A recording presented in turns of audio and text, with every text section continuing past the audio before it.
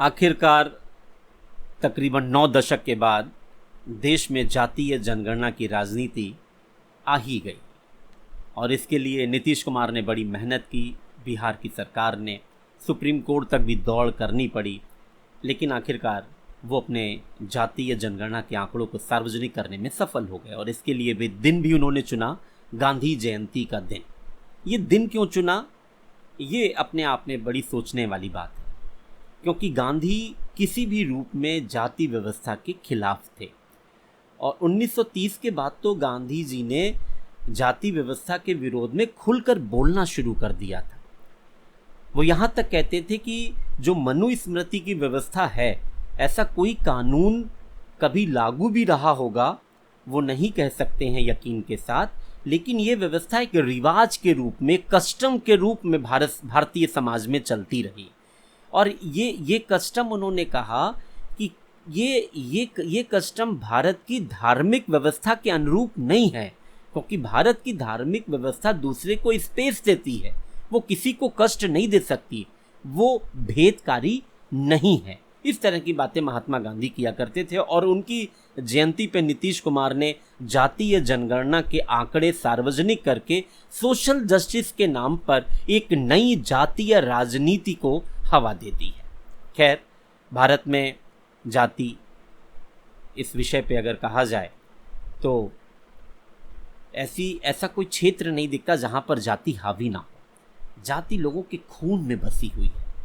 जो लोगों का बिहेवियर है, सिर्फ पॉलिटिकल बिहेवियर ही नहीं, उनकी जीवन की जो भी संस्कृति है, उसमें देखा जाए 90% लोग अपनी जाति के अनुरूप व्यवहार करते हैं। जाति के अनुरूप व्यवहार का आशय है कि वो अपने जाति के प्रति या तो स्वाभिमान से भरे हुए हैं या दूसरी जाति के प्रति वो आक्रोश से भरे हुए हैं या अपनी जाति को लेकर के कुछ भी कर गुजरने की बाबत, वो कुछ भी कर गुजरने के विश्वास से भरे हुए हैं।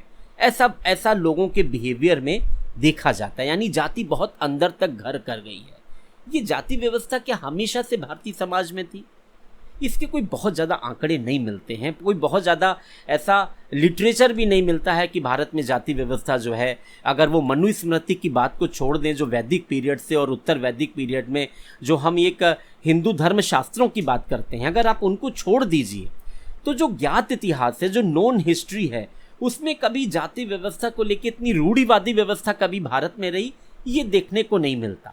हाँ, इसको रिशेप करने का काम ब्रिटिशर्स ने किया जब उन्होंने अपनी यहाँ पर कॉलोनी बनाई, जब उन्होंने 1857 की क्रांति के बाद इस शासन को ब्रिटिश सरकार का शासन मान लिया गया, सम्राट का शासन मान लिया गया।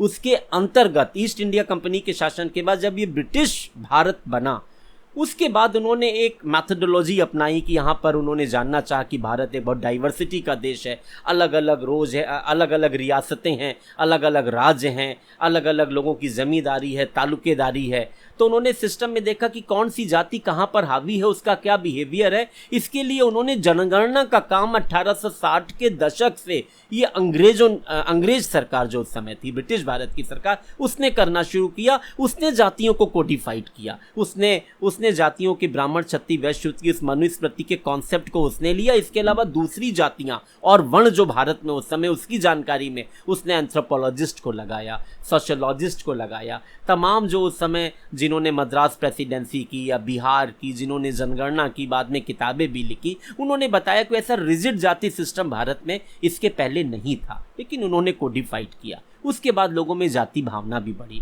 उसके बाद जब भारत का स्वतंत्रता आंदोलन शुरू हुआ, उस समय कास्ट फीलिंग्स के कारण कुछ मूवमेंट्स भी शुरू हुए। लोगों को लगा कि सत्ता के पड़ोस में जो सवर्ण वर्ग उस समय का था, या जो तालुकेदार थे, या जो जमींदार थे, जो मोस्टली कौन थे, क्षत्रिय लोग हुआ करते थे, मुस्लिम्स हुआ करते थे, या उसमें जो और दूसरी अपर कास्ट थी, उनको ज़्यादा एडवांटेज था। तो दूसरी कास्ट ने अपनी बात रखने के लिए उन्होंने कुछ अपने मूवमेंट्स चलाने शुरू किए। और उसी समय जो एक सामाजिक व्यवस्था में जो उस समय का जो डिप्रेस क्लास था, जिसको दलित वर्ग कहा गया, उसको लेके कुछ मूवमेंट्स भारत देश में सामाजिक सुधार के रूप में शुरू हो गए थे, चाहे पेरियार ने साउथ में किए हों या BR अम्बेडकर साहब उस समय जो कि गांधी जी से 22 वर्ष छोटे थे, गांधी जी 1869 में पैदा हुए, वो उसके 22 वर्ष बाद उनका जन्म BR अम्बेडकर साहब का हुआ, तमाम प्रतिभाशाली थे। लेकिन उन्होंने भी आज़ादी के आंदोलन में इस तरह के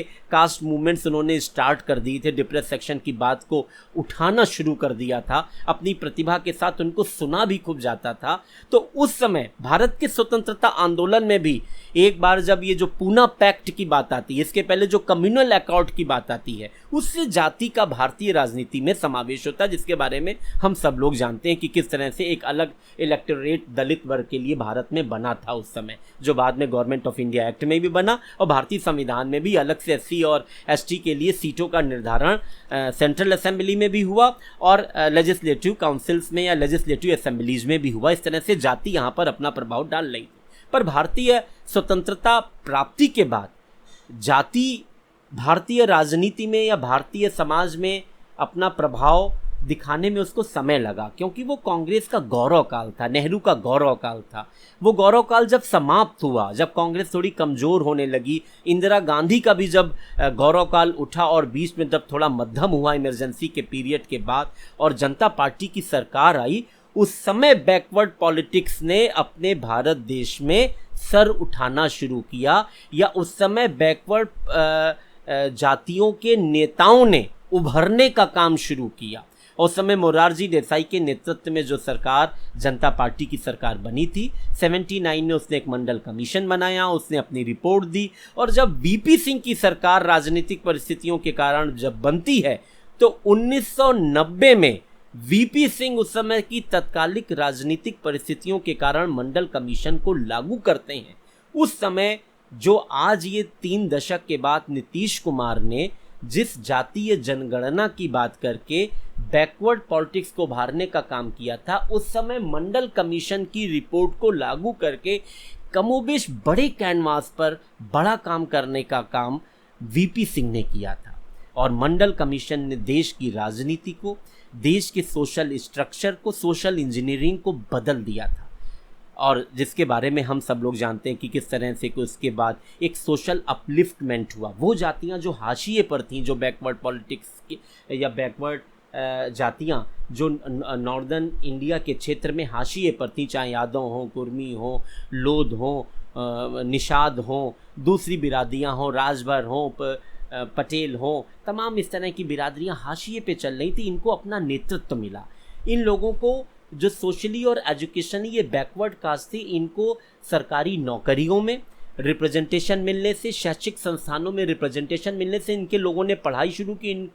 इनको 27% रिजर्वेशन के साथ नौकरियां मिलनी शुरू हुई। तो इन लोगों का एक तरह से संस्कृतिकरण और राजनीतिकरण बढ़ा, इनके में से नया नेतृत्व, नई वॉइस बढ़ी, पूरी की पूरी पॉलिटिक्स नॉर्थ इंडिया की बदलने लग गई। 1988 तक उत्तर प्रदेश का उदाहरण है तो कांग्रेस की सरकार मोर और लेस मैक्सिमम टाइम कांग्रेस की सरकार थी, पर 1989 के बाद से आप ये देखिए सिस्टम थोड़ा सा बदलने लगा, और 90 की मंडल पॉलिटिक्स के बाद से आपको मुलायम सिंह यादव, आपको मायावती, यही अल्टरनेट रूप में आने लगे। कांग्रेस पिछलग्गू पार्टी के रूप में होती गई, कभी इनके साथ कभी उनके साथ। उसके बाद जब इस कमंडल पॉलिटिक्स की शुरुआत मंडल पॉलिटिक्स के अगेंस्ट में भारतीय राजनीति में 90 के दशक में ही शुरू हुई, जो रथ यात्रा लालकृष्ण आडवाणी ने शुरू की, मंडल और कमंडल की राजनीति ने पूरे देश की राजनीति के परिदृश्य को बदल दिया। ये जातीय राजनीति और जातीय राजनीति के काउंटर में एक धार्मिक पोलराइजेशन की राजनीति भारत देश में शुरू हुई थी।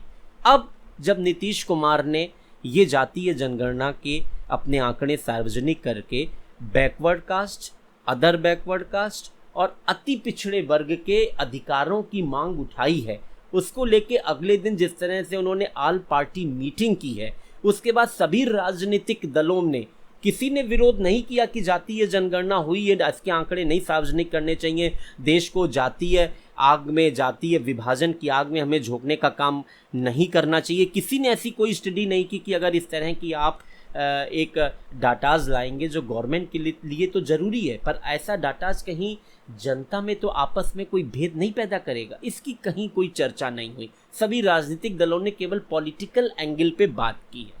तो आज हमारी पड़ताल इसी को लेकर के है।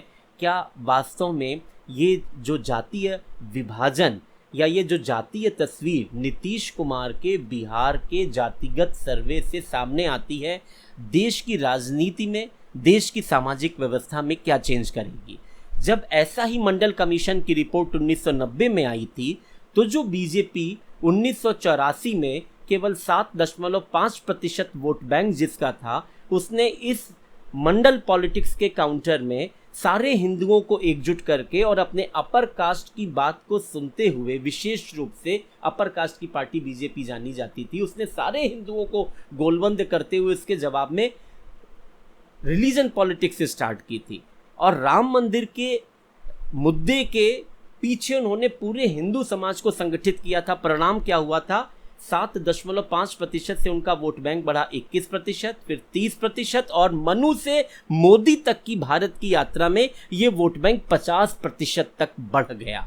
लेकिन 50% तक बढ़ते बढ़ते आज बीजेपी सिर्फ रिलीजन पॉलिटिक्स के सहारे नहीं रह गई, उसने अपना आवरण सवर्ण राजनीति का बदल के अपने आप को बैकवर्ड पॉलिटिक्स का मसीहा साबित किया है। तो अब नीतीश के इस आंकड़ों के सार्वजनिक होने के बाद देश की राजनीति में क्या होगा? सत्ता पे काबिज बीजेपी की गवर्नमेंट, एनडीए की गवर्नमेंट, क्या इससे किसी भी तरह प्रभावित होगी? मुझे नहीं लगता कि कोई प्रभाव बीजेपी की गवर्नमेंट में पड़ेगा, क्योंकि बीजेपी पहले से ही प्रो बैकवर्ड पॉलिटिक्स का काम कर रही है। बीजेपी अब अपने आप को सवर्ण लोगों की पार्टी कहलाने में कोई बहुत प्राउड फील नहीं करती है। सवर्ण तो उसके साथ हैं, रहेंगे, उनका कोई और विकल्प नहीं है, ऐसा बीजेपी का सोचना है।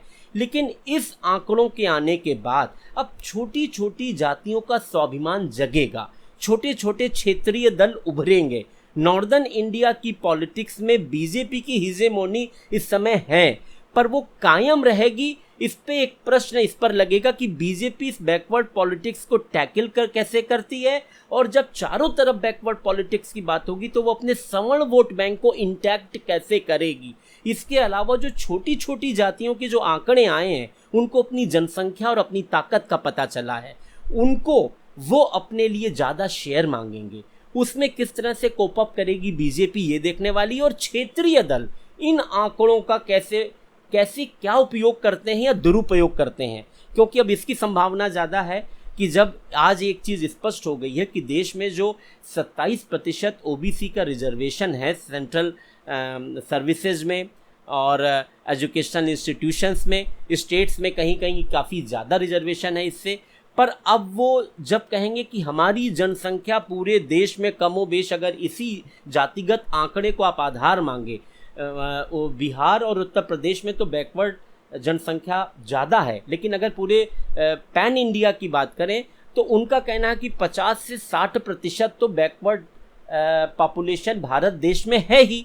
इसमें 20% आप दूसरी जो एससी और एसटी पॉपुलेशन को जोड़ दें, 80% वो कहते हैं कि देश बैकवर्ड और एससी और एसटी पॉपुलेशन को लेके बना है। तो ये रिजर्वेशन की कैप 49.5% या 50% ही क्यों है, वो इसके लिए कहेंगे दूसरा कॉन्स्टिट्यूशनल अमेंडमेंट लाइए, इसकी कैप को ख़त्म करने के लिए एक नए तरह का एक सोशल मूवमेंट देश में स्टार्ट हो सकता है, या छोटी छोटी जातियां अपने अधिकारों की मांग के लिए एक नया जातीय संघर्ष शुरू कर सकती हैं। ऐसा तो नहीं है कि जो ये एक पैन इंडिया का रूप हम लोग देखते हैं, एक भारत का रूप देखते हैं, जिस राष्ट्रवाद की बात करते हैं, वो राष्ट्रवाद अब समाप्त होकर के जातिवाद यहाँ पर हावी हो जाए। ये बीजेपी के लिए एक बहुत बड़ा क्वेश्चन होगा, क्योंकि बीजेपी राष्ट्रवाद की बात करती है, लेकिन जो राजनीति है वो जातिवाद की चल रही है। इस पे आने वाले समय में देखना होगा कि क्या होता है। रही बात इसमें कांग्रेस की, कांग्रेस के पास पाने के लिए बहुत कुछ इसमें है नहीं, क्योंकि कांग्रेस ने अब बैकवर्ड पॉलिटिक्स का राग अलापना शुरू किया। कांग्रेस ने कभी बैकवर्ड पॉलिटिक्स नहीं की। कांग्रेस ने जब भी शुरू में राज किया तो कांग्रेस के पास क्या था? सवर्ण वोट बैंक था, कांग्रेस के पास दलित वोट बैंक था, कांग्रेस के पास मुस्लिम था। इसको मिला के 40 से 50% वोट बैंक कांग्रेस के पास हो जाता था। उसने बैकवर्ड वोट बैंक को लेकर के हमेशा बैकवर्ड वोट बैंक ने उससे दूरी बनाई और उसने बैकवर्ड वोट बैंक से दूरी बनाई, क्योंकि वो काफ़ी बड़ा वोट बैंक क्षेत्रीय नेताओं के पास या समाजवादी नेताओं के पास था, जो हमेशा कांग्रेस से एक दूरी बनाकर रखते थे। लेकिन अब कांग्रेस के आला नेताओं ने बैकवर्ड पॉलिटिक्स का राग अलापना शुरू किया है। कांग्रेस इसमें कितना गेन कर पाएगी, क्योंकि बैकवर्ड पॉपुलेशन के अपने नेता हैं, अपने दल हैं, और उसके पास इस समय सबसे बड़ा राष्ट्रीय दल बीजेपी है। वो कांग्रेस के पास क्यों जाएगा, कैसे जाएगा, ये आने वाले दिनों में देखने की बात रहेगी। पर ये गांधी जयंती का दिन नीतीश कुमार ने एक नए जातीय चर्चा के लिए शुरू किया। एक तो ये बड़ा अजीब सी बात थी, कहीं एक होता हुआ देश, आगे बढ़ता हुआ देश छोटी छोटी जातियों में खंडित ना हो जाए, कहीं हम फिर उसी पीछे की तरफ तो नहीं बढ़ रहे हैं जो छोटे छोटे जातीय कबीलों में हम लोग फिर से संगठित होने लग जाएंगे, उसी अपने अधिकारों की बात करेंगे। एक राष्ट्र की बात करने वाला भारत देश शायद इस नई जातीय जनगणना के कारण या इसकी मांग के कारण जो आने वाला नया सोशल अपलिफ्टमेंट मूवमेंट छोटी छोटी जातियों में शुरू होने वाला है, वो कहीं नया जातीय विद्वेष तो नहीं पैदा करेगा। ये देखना है, इसको हम आगे चर्चा में शामिल करेंगे। धन्यवाद।